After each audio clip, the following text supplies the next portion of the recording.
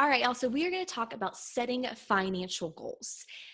I'm a huge fan of setting goals because without a goal, you really have no idea where you're going, right? It's almost like you don't have a purpose. You don't know what the end destination is supposed to be, right? So setting a goal is essentially, in my mind, the end destination. It's where you want to end up. It's what you envision for either your money, your life, your kids, your whatever, right? It's your ending point for whatever the situation is. And with your ending point in mind, you can develop a roadmap, so to speak, in order to achieve that goal. And this is the same thing with setting financial goals. They don't have to be complicated, and you really don't have to overthink it. Setting financial goals can be realistic, and you can actually achieve them. Many of my readers know that my husband and I have set a huge goal for this year, and that is that we are going to finish paying off the mortgage on our house, which at the beginning of this year, January 2017, it was just over $27,000 that we had left to pay off. And we are working very hard to make it happen. We're kind of off to a slow start, which is a little frustrating, but you know what? We're making progress. And the truth is, without that goal in mind, we won't be making any progress at all. Because in fact, in 2015, we managed to pay off all of the rest of the debt that we had, minus the mortgage. We got my student loans paid off. Every debt we had was paid off. Then we decided in 2016 that our financial goal focus for that year was going to be setting up our 3-month emergency fund, which we totally succeeded. I'm so proud of us because we totally rocked it out of the park, man. We totally did. And so this year, our big financial goal is to pay off the mortgage. And I'm a firm believer that with those goals in mind, it gets you more motivated and willing to achieve them. And so if you want to achieve financial goals this year, this is how you do it. So when it comes to setting goals, here's some questions that you really need to ask yourself. First and foremost, do you already have a budget in place? If you don't, you need to do that now, because setting these goals, they're not going to help you if you don't know how much money you can apply towards meeting those financial goals. So first, set your budget if you haven't already done so. And if you have, I want you to look over your budget and figure out exactly how much money you can maybe set aside extra towards a goal. Whatever that goal may be, just how much can you set aside extra? Is it $10? Is it $100? Is it $1,000? How much money can you realistically set aside every single month towards some type of goal? Once you have those answers in place, the next thing you're going to do is list out all of the things that you really want your money to do for you. So one of the big things is retirement, right? All of us want to retire. We don't want to work for the rest of our lives, right? So you would want to put retirement down. So you want to make sure that you're applying something towards retirement, right? You would want to make sure that you have a savings account listed if you don't already have an emergency fund set in place.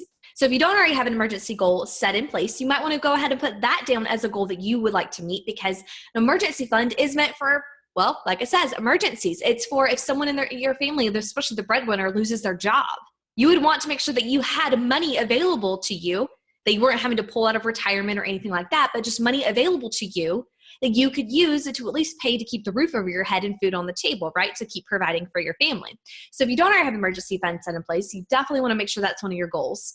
If you have any debts that you really, really want to get rid of, whether that's credit card debt, student loan debt, personal debt, a car loan, what have you.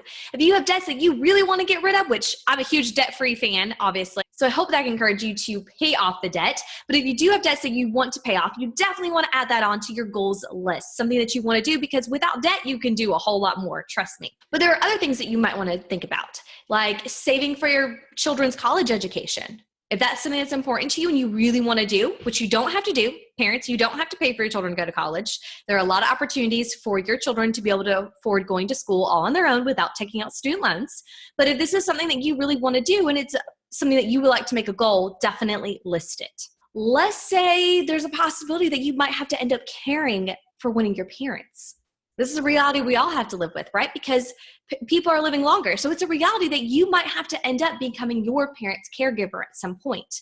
If that's something that might be closer in the future for you, maybe setting up a separate account where you can put money into, kind of like a savings account, just maybe you can put into to maybe in a few years go towards helping to care for an aging parent if you need to.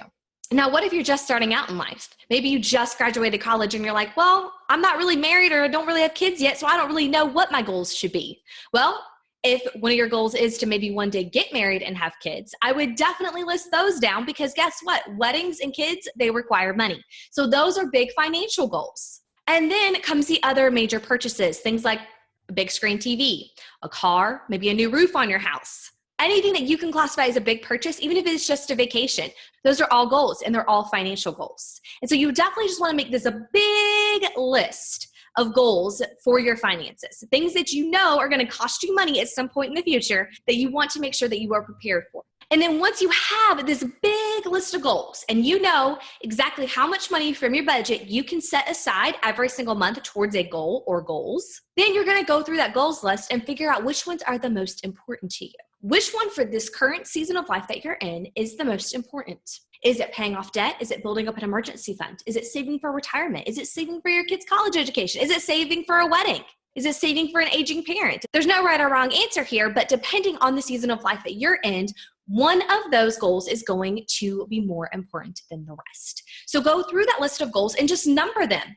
Just number them in the order of importance to you and where you are right now.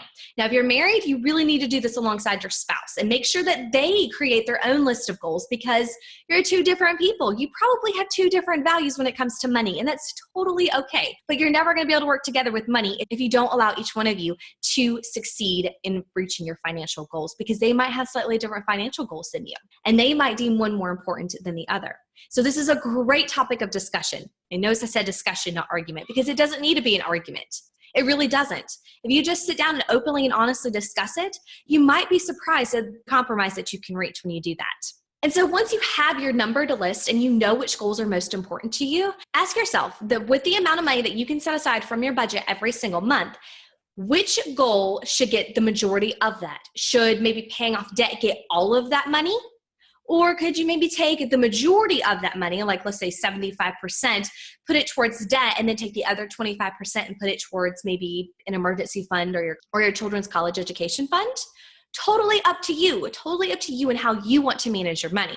But by going through this, you're going to all of a sudden start to see that you're reaching that most important goal so much faster than you would have had you not sat down and proactively came up with a plan. That's all that this is. This is building the roadmap to get you to your goal. And so the best part is that once you've achieved that first or second goal that you're working on with your finances, you can then move down the list and you can end up achieving all of those financial goals that you listed. It is amazing. It truly is amazing. And so I would love to hear what your financial goals are. What is your big financial goal for 2017? I already told you mine and my husband's, which is to pay off our mortgage.